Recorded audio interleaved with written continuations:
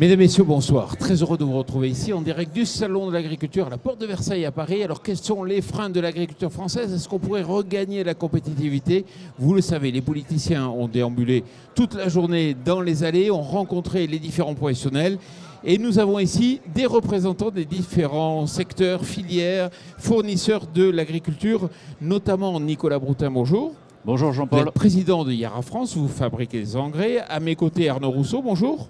Bonjour Jean-Paul. Président du groupe Avril. À ma gauche, Yves Piquet, bonjour. Bonjour. Vice-président communication en bonne pratique de FITEIS, il va falloir expliquer. FITEIS, c'est FITEIS, c'est l'association des producteurs de produits phytosanitaires qui s'est rebaptisée parce que nous nous basons maintenant sur 4 piliers pour protéger les cultures. Donc le biocontrôle, les biotechnologies, le digital et la phyto traditionnelle. Très bien. Et Claude Tabel. Bonjour. Bonjour. Président de l'UFS. L'UFS, c'est l'Union française des semenciers. Bon, très bien. Arnaud Rousseau, on va attaquer avec vous. Est-ce qu'on est compétitif ou pas? Alors, on est compétitif dans un certain nombre de domaines et puis on a des points d'amélioration, voire des lacunes dans un certain nombre d'autres. Donc, il faut regarder les choses de manière équilibrée. Peut-être, on va dire, ce qu'on voudrait voir améliorer en tant qu'agriculteur. Peut-être la première chose, c'est qu'on a des marges de manœuvre sur le coût du travail, comme un certain nombre d'autres secteurs d'activité agricole. On a aujourd'hui des charges sur les salaires qui sont élevées, ou en tous les cas très élevées en Europe. On a un sujet d'attractivité. On cherche dans mon département l'équivalent de 700 salariés agricoles sans les trouver. C'est près de 70 000 emplois qui sont à pourvoir dans l'agriculture et l'agroalimentaire sans trouver la ressource. Donc on a un sujet aussi qui vient gréver la compétitivité. Quand on a du développement mais qu'on ne sait pas trouver les collaborateurs pour le faire, c'est compliqué. On a évidemment des sujets comme toutes les entreprises de prélèvements obligatoires qui sont parmi les plus élevés en Europe, qui viennent aussi gréver notre compétitivité. Ensuite, il y a un facteur qui agace beaucoup le monde agricole, c'est le sujet de la norme. Parce que, quoi qu'on en dise, la norme est un facteur de compétitivité et on sait qu'en France, on a un savoir-faire particulier. Alors, restons équilibrés, des normes, il en faut. Il en faut, c'est important, c'est aussi un facteur de protection. En revanche, on sait qu'aujourd'hui, on a dans bien des domaines des normes qui deviennent quasi contradictoires. Alors, on pourrait parler du Code du travail, on pourrait parler aussi en agriculture, et je vais prendre un exemple, des normes qui sont de la surtransposition, c'est-à-dire des choses qui ne concernent que les agriculteurs français, alors qu'on sait très bien qu'on est dans une compétition européenne. Je vais prendre l'exemple que je connais bien, qui est celui du plan pollinisateur. C'est important de protéger les pollinisateurs, mais quand on fait une loi franco-française, je ne suis pas sûr qu'on soit très efficace. Et quand on demande aux agriculteurs de traiter 2 heures avant l'éphéméride et 3 heures après, ou le contraire, je ne suis pas sûr que tout le monde sache quelle est l'éphéméride du jour. Voilà, donc on est exactement dans des mesures que l'on déplore. Je vais quand même dire un mot de ce qui marche. Je pense qu'on a des agriculteurs bien formés, globalement. On a des sujets de logistique qui nous mettent en compétitivité parmi les meilleures nations, parce qu'on a des fleuves, des autoroutes, des voies de transport, même si certaines sont améliorables, je pense à la SNCF, qui sont parmi les meilleures du monde. On est ouvert sur 4 océans, et ça, c'est un atout compétitif remarquable. Bien des pays ont des milliers de kilomètres à faire avant de pouvoir embarquer. On a globalement une administration qui est efficace. Je le dis parce que quand on voyage, on se rend compte aussi qu'on a peu ou pas de problème au regard du droit pénal. Il y a bien des endroits où on est soudoyé pour pouvoir faire du commerce. Ce n'est pas le cas en France. Il faut aussi en être conscient. Voilà, donc des choses à améliorer sur l'exploitation agricole. Et puis ce qu'on a besoin surtout, c'est de libérer les énergies. Parce que les agriculteurs, ils ont des projets. Et on sait qu'entre le temps de la décision et le temps de la concrétisation des projets en France, on n'est pas très bon. Là encore, un exemple. Je vais prendre le mien, pardonnerez. Quand on construit un méthaniseur, moi, entre le moment où je me suis réuni avec des voisins pour dire on va faire un méthaniseur et le moment où on a commencé à le faire fonctionner, c'est 3 années. Ben, quand on va en Allemagne, c'est beaucoup plus court que ça. Et ça, c'est aussi un facteur de compétitivité. Alors, les candidats à l'élection présidentielle sont venus sur votre stand. Vous représentez les producteurs. Effectivement, ils sont venus faire la danse du ventre un peu devant vous. Vous avez senti qu'il y avait une oreille attentive. Ça va être différent des autres élections? Oui, alors, disons que l'agriculteur n'est pas complètement naïf. Donc, il se réjouit d'abord de l'intérêt que portent les hommes et les femmes politiques à la question agricole du moment. Et le salon est une vitrine, on le sait. D'ailleurs, il se passe beaucoup de choses au salon et pas toujours grand-chose après. L'élection présidentielle est aussi un facteur de questionnement. Quel modèle agricole, quel modèle agroalimentaire, quelle est la place de l'alimentation qu'attendent nos concitoyens. Et puis ensuite, Le sujet, c'est évidemment ce qui vient de se passer sur la question ukrainienne, avec une question qui revient fondamentale, qui est la question de la souveraineté alimentaire. Vous parlez en ce moment avec des Ukrainiens, ils vous disent « Moi, mes préoccupations, c'est me nourrir, me soigner, me protéger. Le matin, quand je me lève, qu'est-ce que je vais manger? Est-ce que je vais être en capacité de me soigner? Et où est-ce que je me cache ce soir? Ou est-ce que je trouve des armes ?» Voilà, c'est ça. Nous, on a un peu oublié. Mais je crois que la question de la souveraineté alimentaire, c'est-à-dire une question de proximité, mais aussi une question d'interland, c'est-à-dire comment on produit à proximité de chez nous pour nos marchés locaux, mais quelle est aussi notre responsabilité pour des marchés plus loin. Et je pense notamment au bassin méditerranéen qui doit se poser beaucoup de questions en ce moment. Voilà comment on doit faire. Donc les politiques, ils ont une vraie responsabilité. Moi d'ailleurs, je trouve que c'est assez admirable d'en faire en ce moment parce que c'est difficile d'assumer cette responsabilité. Et en même temps, on a besoin de faire bouger les lignes. Et c'est pour ça qu'il y a un certain nombre de projets qui sont portés. Je lis d'ailleurs, c'est bien qu'il y ait une forme de pluralité pour que ça permette qu'il y ait plusieurs options de choix sur la table. Et ensuite, eh bien, chacun portera l'ambition qui est la sienne et les Français se définiront. Claude Tabel, dans les semences, vous êtes leader, à l'exportation notamment. Cela dit, il y a peut-être des points qui mériteraient d'être améliorés. Vous avez besoin de quoi? Alors oui, il y a des points qui ont évidemment besoin d'être améliorés. On est, comme vous l'avez dit Jean-Paul, nous sommes leaders, nous sommes le premier exportateur mondial. Nous rapportons quand même 1 milliard d'euros à la balance du commerce extérieur, ce qui est quand même pas trop négligeable par les temps qui courent. Et on a toujours travaillé pour essayer d'améliorer notre compétitivité. Mais force est de reconnaître que la compétitivité que l'on recherche, c'est d'abord une compétitivité pour l'agriculteur et pour l'agriculture.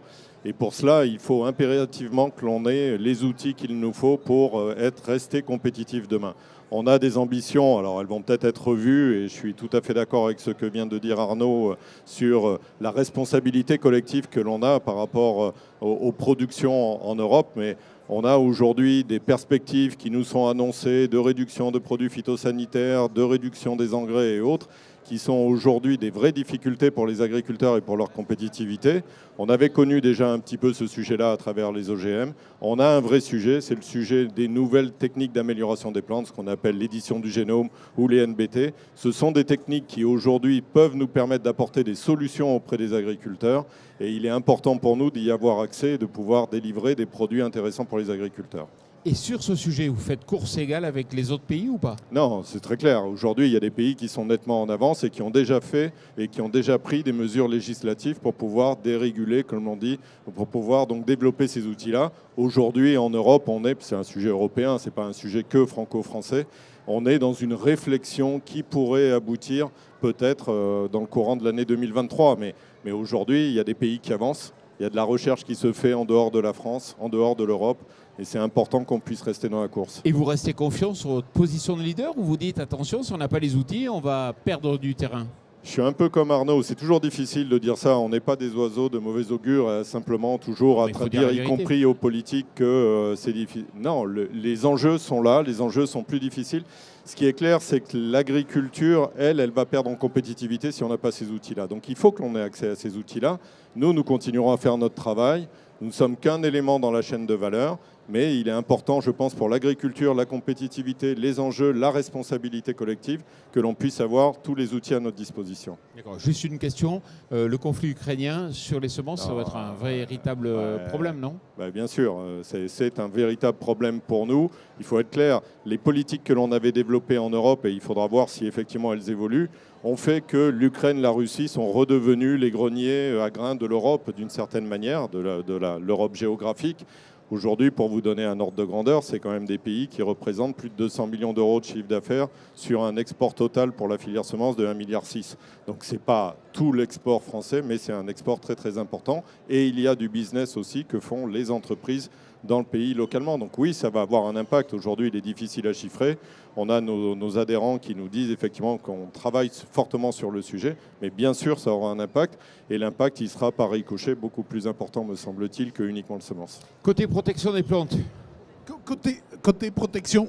Attendez, oui. Côté protection des plantes, je voudrais rebondir sur ce que Claude vient de dire. Le cadre réglementaire reste très très important. À l'heure actuelle, par exemple, si on parle beaucoup d'agriculture, de transition écologique, on parle de biocontrôle. Pour homologuer un biocontrôle en Europe, ça prend 7 à 8 ans. Vous voulez lancer un produit aux États-Unis ou en Asie, au bout de 2 ou 3 ans, votre produit est sur le marché. où pensez-vous que les sociétés vont investir?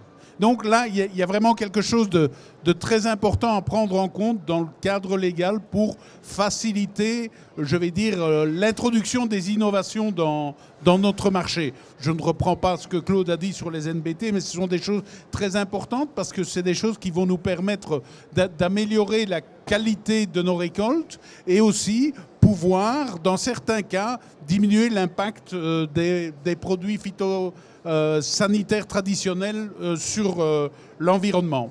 Maintenant, il est aussi important, Arnaud a parlé de surtransposition, j'ai de nombreux exemples où en France, dans mon pays, on dit plus catholique que le pape, dans le vôtre, on dit plus royaliste que le roi, on veut être. Donc ici, on essaye de surtransposer les directives européennes et ça fait que nous avons certains produits qui sont homologués dans l'Union européenne. Je pense des cultures comme le colza où nous avons des solutions sur les altises qui sont en traitement de semences homologuées dans certains pays de l'Union européenne qui concurrent avec nos agriculteurs et en France, ce n'est pas possible. Et donc ça, il y a vraiment quelque chose qu'il faut faire à ce niveau-là pour éviter la distorsion au niveau de la concurrence. Parce que il faut le dire, j'ai pas mal bourlingué pour la société pour laquelle je travaille et je peux vous dire que on a quand même une Formule 1 ici en France, point de vue agriculture. Et beaucoup disent oui, c'est encore très conventionnel. On a fait de grands pas au niveau de la transition écologique. Il y a eu énormément d'efforts consentis par tous les agriculteurs. Parce qu'on parle de transition écologique depuis 5 ans, mais ça fait 15 ans que nos agriculteurs ont des pratiques qui vont dans la bonne direction pour protéger le milieu, pour nous nourrir. Et ça, c'est très important. Côté engrais, une inquiétude? J'ai entendu dire que la France était une très grande puissance agricole. Elle importe 70% de ses besoins en engrais. Je pense donc que nous avons un problème de compétitivité. Alors, je voulais prendre un exemple en particulier pour rebondir sur la question des normes. On a une usine qui est située à côté de Nantes, à Montoire de Bretagne. On a analysé l'arrêté préfectoral et les exigences de cet arrêté préfectoral par rapport à un benchmark de nos usines européennes et des autres usines européennes. Résultat, entre 2 et 12 fois plus strict pour des activités similaires. Donc évidemment, ça n'invite pas à investir. Évidemment, ça complexifie les processus. Donc compétitif, oui, on peut largement gagner en compétitivité. Je pense qu'il y a un deuxième exemple actuel que tout le monde connaît, c'est la question des ammonitrates, où la réglementation qui va être mise en place ou qui pourrait être mise en place va finalement pénaliser davantage la production nationale et va encore ouvrir la porte aux importations. Chez Yara, on estime que si cette réglementation était appliquée en l'état... Il faut l'expliquer. Et en l'occurrence, cette réglementation vise à réduire les quantités stockées d'ammonitrate au dosage, notamment dans les fermes et aussi au niveau de la distribution. Chez Yara, c'est 300 000 tonnes, c'est une usine.